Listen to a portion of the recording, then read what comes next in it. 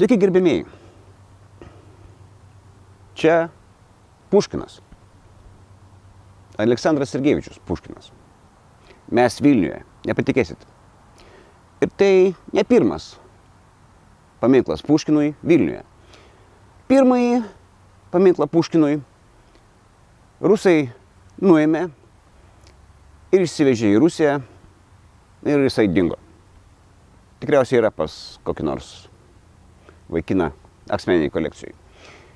1955 beveik toj pačioj vietoj, netoli Katedros aikštės, buvo padarytas Puškino skverelis.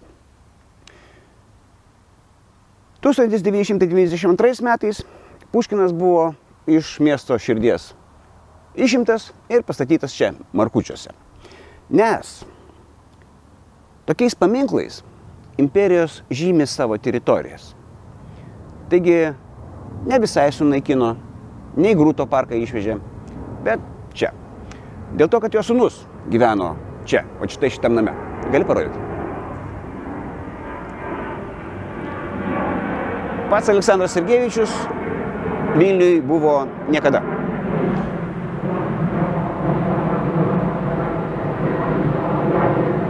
Tegul skrenda. Biškį tikriausiai lėktuvas girdis. Puškinas buvo toksai įdomus, nes jo senelio pavardė Hanibalas, kurį Etiopijoje pagavo osmanai, padovanojo rusų imperatoriui, o tas jį paskui dar padarė Talino gubernatorium. Nežinau kodėl. Taigi, jisai ne visai rusas. Toksai maišytas ir, tiesą sakant, šitam paminklė jisai atrodo geriau negu realybėje. Tasme, tamsesnis, kaulai kitokie. Tai dėl jo išvaizdos pakankamai aštraus proto, kūrybingumo, šmaikštumo, labai aštraus šmaikštumo. Vieni žmonės jį mėgdavo, kiti nemėgdavo. Bet jisai buvo toksai savimila. Pavyzdžiui, «Я памятник воздвиг себе нерукотворный, к нему не зарастет народная тропа». Aš paminklą savo sukūriau, net ne rankomis. Ir liaudės takas link jo niekada neužžels. Nu, šiaip jeigu pažiūrėt, jo, neužžėlė. Matyt, ravė. Galėčiau dar pricituoti, bet netame esmė. Apturėjo apie 30 dvikovų, iš kurių 20 inicijavo pats. Bet tai yra, kai jisai kviečia. Bet kitos 10 pakvietė jį. Pavyzdžiui, teatre jisai vietoj to, kad paplotų kaip normalus žmogus, paplojo kaimynui per plikę. Ir plikis nesuprato šito pokšto ir iškvietė. Iš 32 kovų jisai beveik niekada nešovė pirmas. O labai dažnai iš viso nešovė atgal arba šovė į viršų. Jam buvo kaip ir nusispjaut. Kartais atėjo į dvikovą, kartą jisai atėjo į dvikovą su kepurė pilna trešnių, žinai, ir prasme, rodė savo tokį, nu kaip šiaip sakos, paniekinimą visai aplinkai. Dažniausiai žmonės susirinkę į dvikovą, dar tarpininkaujant sekundantams, apsižodžiuodavo ir nešaudydavo. Jeigu šaudydavo, tada būdavo dvikovų pistoletai, neprišaudyti, tai yra atidaro dėžutę, nieks nežino, kaip jie šaudo, ir tada yra tokia frazė prie barjero. Tai yra barjerinis šaudimas yra toks, kad yra, pavyzdžiui, būtent ta dvikova, kai Puškinas buvo sužeistas, tai barjeras buvo 10 metrų, paltukai buvo paguldyti, tai yra arčiau negu 10 metrų, prieiti negalima. Stovi 20 metrų, tada pasiima ir eina link barjero ir kiekvienas gali šauti tada, kada jisai nori. Tas, kuris šovė pirmas, turi sustot ir nebejudėti.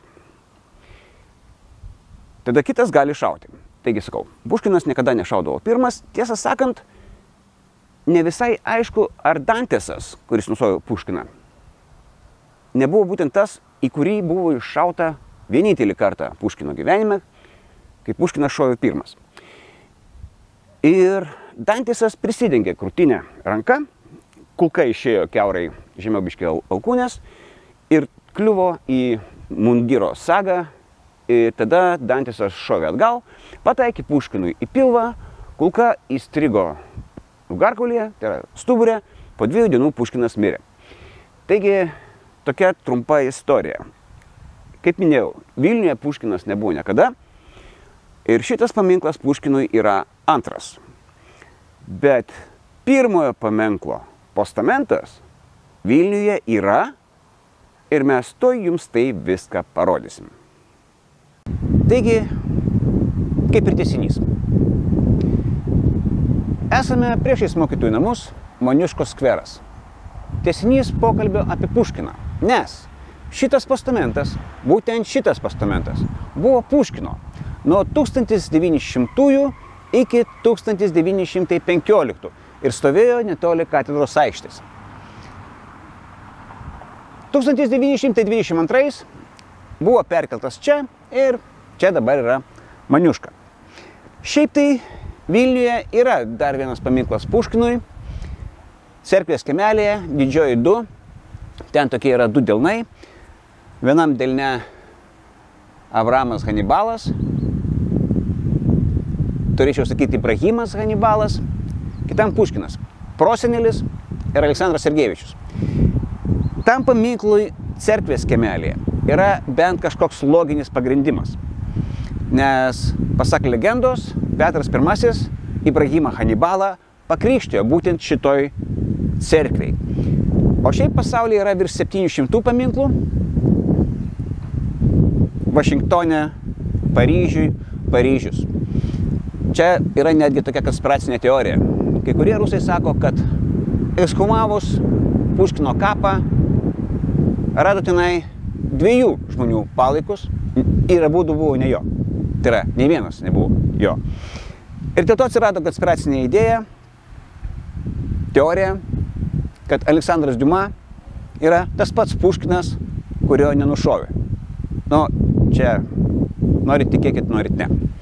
Taigi po pasaulyje yra Etiopijoje, nu, čia dar logiška. Tarsi, jo prosenelis iš Etiopijos. Urugvajus, Sidnėjus. Nu, čia galima vardinti daugybę. Nes čia yra rusų kultūros sklaida. Paskui rusų kultūra ateina, nu, mes žinom, kas nutiko Ukrainoje, atėjo paskui kultūrą. Paminklas Puškinui Odesoje, Primorskiai bulvar. Jeigu atkreiptumėt dėmesį nuotraukose, jisai dar tokia su raudona žvaigždė, 5-kampiai dar aukštyn kojom.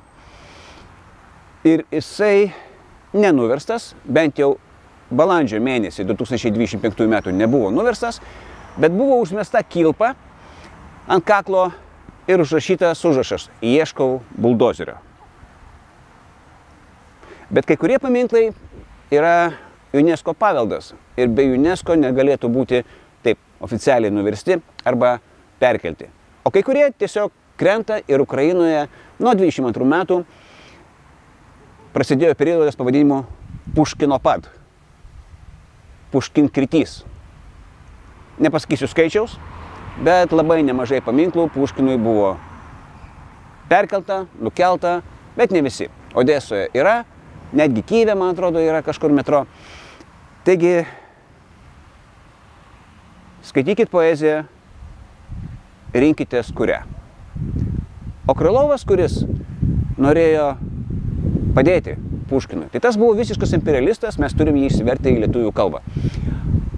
O Lermontovas, kuris parašė poemą Poeto mirtis, po Puškino mirties, buvo ištremtas į Kaukazą. Tiesą sakant, trėmimas, tai čia yra informacinė operacija, buvo pakeitęs tarnybos vietą, nes tada jisai buvo leitenantas, jį tiesiog paskyrė tarnaut, dėl to, kad jisai parašė tą piktą eilėraštį. Ir paskui tas pats Lermontovas, kuris kūrė poemas už užsakymus iš caro, vėl buvo ištremtas ir paskui dvikovoje irgi nušautas. Taigi, rusai neblogai šaudo savo kultūrą. Ir pradėjo statyti Puškinui paminklus. Aleksandras, caras nuo 1880-ųjų. Čia tas, kuris yra caras išvaduotojas, kuris uždraudė baudžiavą. Ir paskui tęsė jo politiką Nikolajus, kurį paskui sovietai sušaudė. Praktiškai galima pasakyti, kad per Puškino įvaizdį carai pradėjo formuoti rusų tautos etnosą. Ačiū Etiopijai. Nes rusai šiaip iki tol daugiau rašė prancūziškai negu rusiškai, bent jau iš pradžių. Taigi, ačiū uždėmesį, geros jums dienos.